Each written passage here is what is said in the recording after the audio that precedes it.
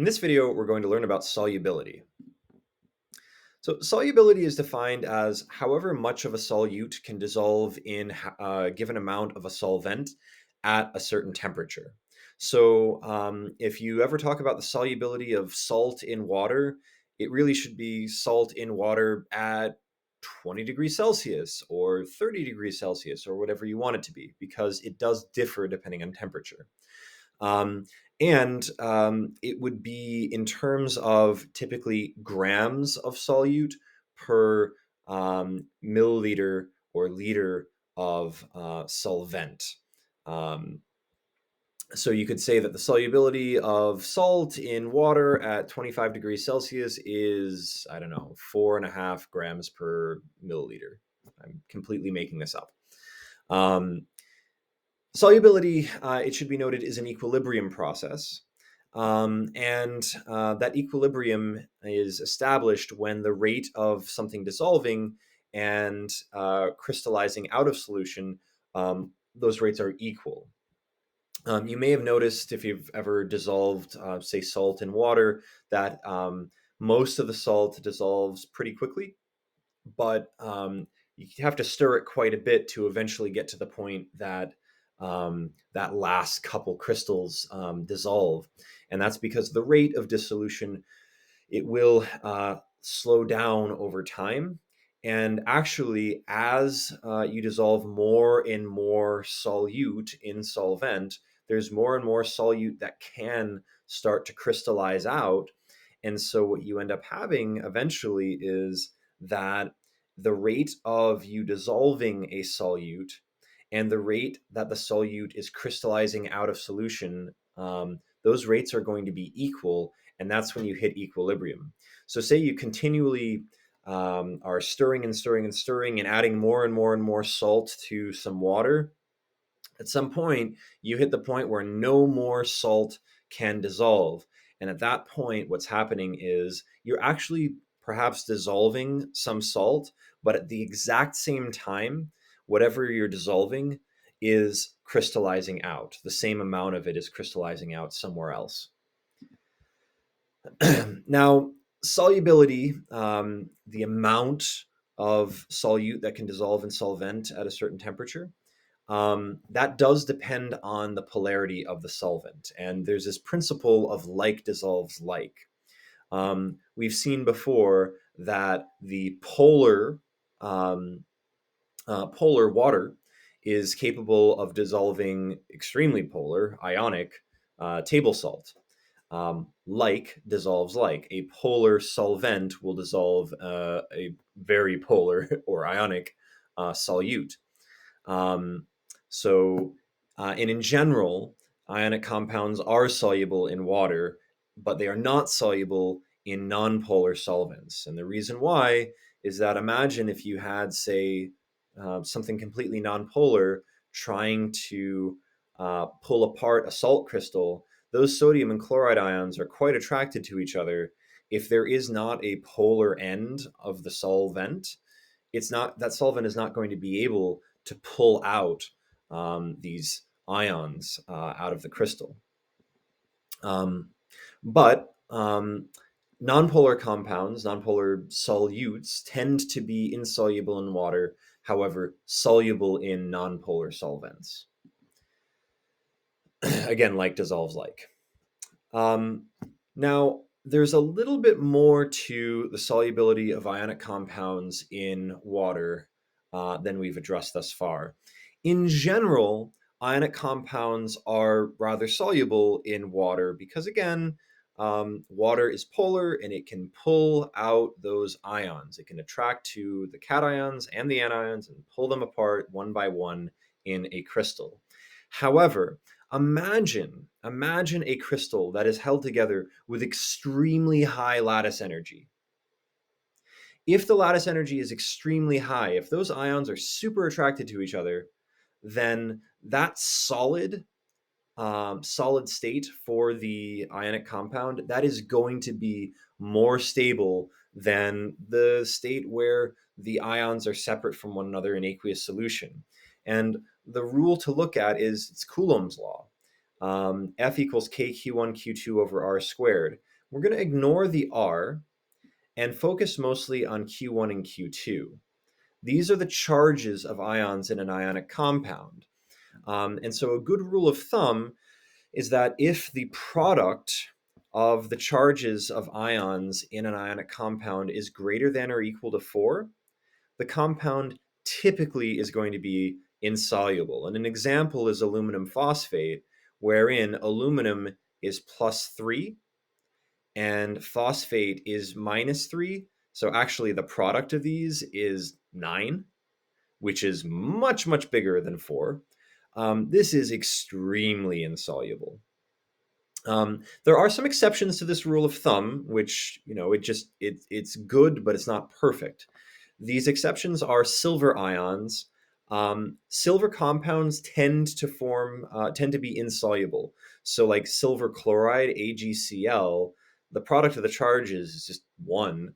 And that's significantly less than 4. But exception to the rule, silver compounds are generally insoluble. Similarly, hydroxides tend to be very insoluble as well.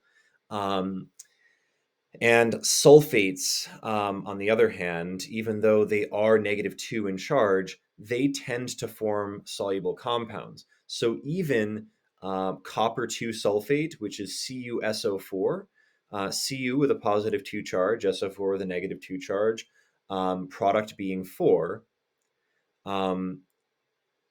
But because it's a sulfate, it tends to be they tend to be soluble, these compounds. So in general, I would say that rule of thumb works, but know your exceptions. There's a term for liquids that are soluble in liquids. In this case, we would say that the liquids are miscible. And again, with liquids, it's really a matter of like dissolves like. If you have, say, oil and water, oil is nonpolar and water is polar. They are immiscible. They do not mix well together. However, if you took alcohol and water and mix them together, they are miscible because they are both polar and like dissolves like.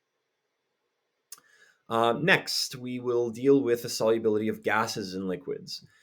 And unlike typically with solids, solubility tends to increase with increasing temperature, but with gases, the solubility of gases actually decreases as temperature rises. And this is why if you've ever poured yourself a glass of water, out of the tap, the water is quite cold and it has dissolved oxygen in it.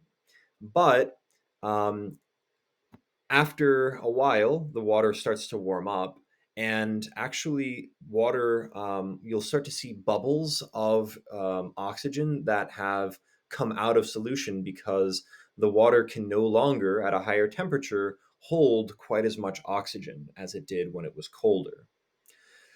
Also, the solubility of gases increases at higher pressures. So if you've ever considered a can, there's a lot of pressure in a soda can that is closed. And that's why if you squeeze a soda can, you'd have to squeeze very hard to cause it to crush. But once you break the seal by opening the top, the pressure is released. And of course, it is quite easy to crush a can once it's opened because it's at lower pressure. And what you may notice is that a lot of gas starts coming out immediately and it bubbles continually out until it's flat. That's because the solubility of gases, as pressure lowers, the solubility decreases, but the solubility is rather high when under a high pressure. There is a law called Henry's Law, which essentially states that the solubility of a gas is proportional to the partial pressure of the gas on the liquid surface. And you can see that right here. If there is a low pressure, then there's not going to be a great amount of solubility at a higher pressure, then there's an increased solubility of the gas. Finally, I just want to address some terminology. A solution is considered saturated if it contains the absolute maximum amount of solute possible in the given amount of solvent. Um, anything less than that, and you have an unsaturated solution, which contains less than the maximum amount of solute in the given amount of solvent. So, for example, if you dissolve some sugar in water, um, it's probably going to be an unsaturated solution. If you continue to dissolve more and more and more, and eventually get to the point that you're stirring it and there's a tiny amount in the bottom that you still can't get dissolved, at that point, I suppose you have a saturated solution of sugar water, and there's a tiny amount of solid as well, so making it a heterogeneous mixture. Um, there is something called a supersaturated solution, which contains more than the theoretical maximum amount of solute in a given amount of solvent. And you might wonder how it's possible to do something that seemingly is physically impossible. And here's how.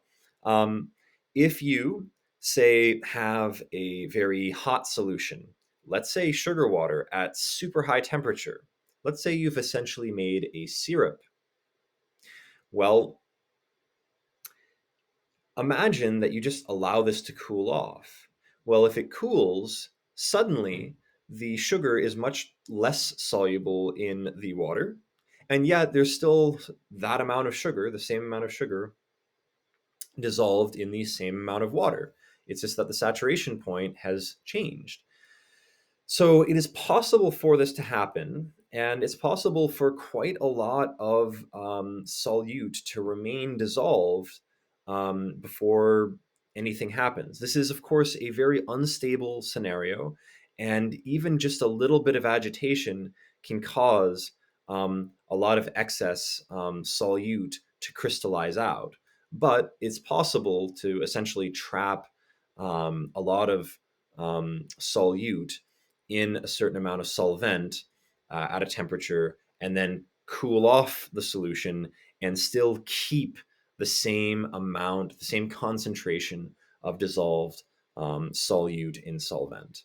Difficult, but manageable. Anyway, that is all for this video.